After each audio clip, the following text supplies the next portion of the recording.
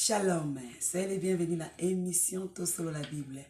Émission Tout sur la Bible, nalingi susuna besibisombote, ba meilleure vie, bonne année 2025. Et belé ba koti année ote, ngano to koti année oyo. Yango place aux afos vraiment comme l'ensemble merci.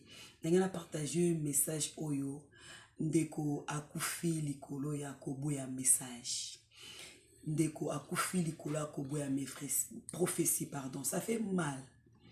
Na to ça la mission moko boye, eza na YouTube nanga Marie Grâce Ministry TV.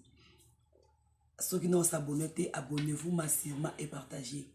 Ndeko akufi likolo ya kobo ya message.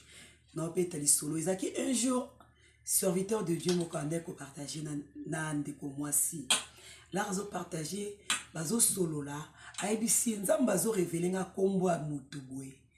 Oyebi est-ce que yebi kombo mutubwe ya lobi oui na yebi alinzamba bazo balanga sur ndeko wana ndeko moi ça sala qui a joué qui rôle na ye a kotisi camarade na ye na kati ya conférence ba solo comme 3 personnes. Serviteur de Dieu abandi kopesa ndeko moi si message aibisi ya lobi nzamba wala kisanga esprit des morts. Abi vraiment nazaki clair azoe bisamabi nazaki clair envers sœur wana parce que nzamba bakini abombate alobaki nyoso abombaki te. Sœur wana répondaki qui serviteur de Dieu alobine nazana pasteur nangai. Serviteur de Dieu baki ba kote ba prière ensemble. Ya répondre abi que nazana pasteur nanga. Maman, ba grâce ezaka partager. La grâce. Yango mona Bible tout ça na ba Abraham, tout ça na ba Isaac, tout ça na ba Moïse, tout ça na ba Élisée, tout ça na ba Josué, tout ça na ba Isaïe, tout ça na ba Anna, tout ça na ba Esther, parce que ba grâce ezalaka partager. De quoi répondre serviteur de Dieu binazana pasteur nanga. Donc moi to prier na yo ezate. Osala nzambe wana pe atiki comme dende quoi après alobaki na ye après ba 5 mois ou 6 mois après ba quelques temps vraiment de serviteur de Dieu na moni ba publier photo encore pe na monde lelo TikTok ezaka na vitesse TGV kutu kosa fize kutu malembe na TikTok ba publier horrible ndeko kingani. Serviteur de Dieu na zui moi moko vidéo photo abi oh my god akamwe salami ngala mona ki ndeko ngo neba kite ba pesa message wana na mona ki mosquito ko boy mama bana 5 ou 6 akufi na kati ya morgue wana lali pasteur azate ye moko atiki bana atiki mobali. Non que pas silence ko ndeko serviteur de Dieu na bandi ko ebisanga bitala ndeko ya kufi zaki boy. Non qui passe pourquoi et belé ba kufa spirituellement et physiquement na boya ba message ou prophétie nzamba zo pesa bango. Nzamba ko bano koleka la gauche te ya lobi tenga na leka na gauche yozo ko saleki na gauche voiture tout ya kufi. To tia ba ripi OK biso to tikolo continuer. Malili boto meli pe café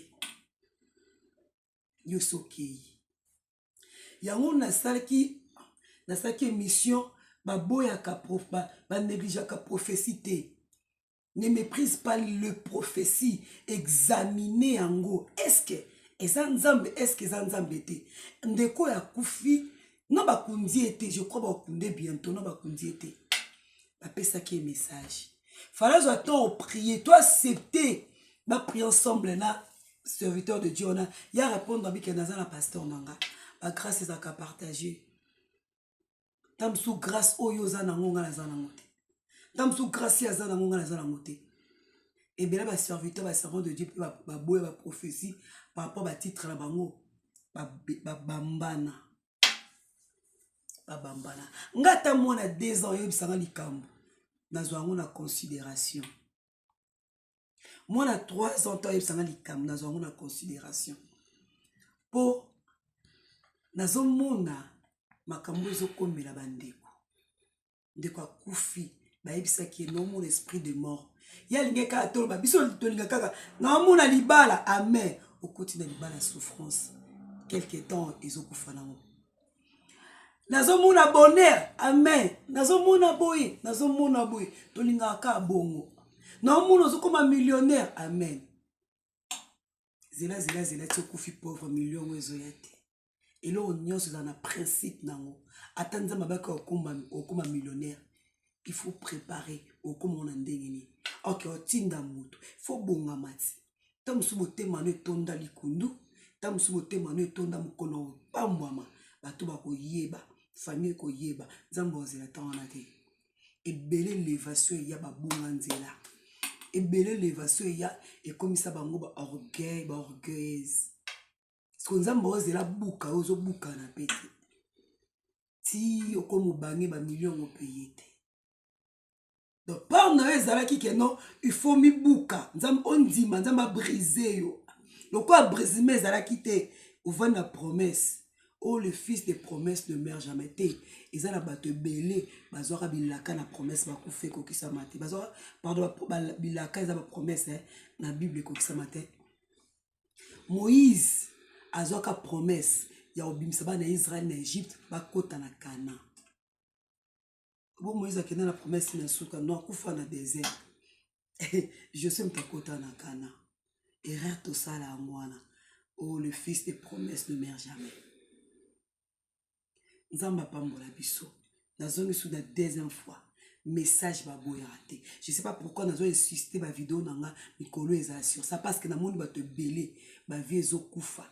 Ma vezo beba ba olinga ba kosela nzambe makama te tozala to mona bino to yo kapé mais bo sali la te l'air eko ki se bato ba nzamba lobaki azali na kata makambo wana te de quoi sali pasi mama bana 5 ou 6 moi ce kitoko kokufa na message ba pesa ki ko neglijaka grâce à baninga te ato se lever wana sommet okoko esa biki mutu aza na semto lokota bika na pa pesa yo po mo kita lisusu eza te nzamba pambola biso abonnez-vous massivement na Marie Grâce Ministry TV que du bonheur na 2025 année ya surnaturel et miracle obo sanate samedi le 18 na 10h30 toza na parc ya Valentine parc anezana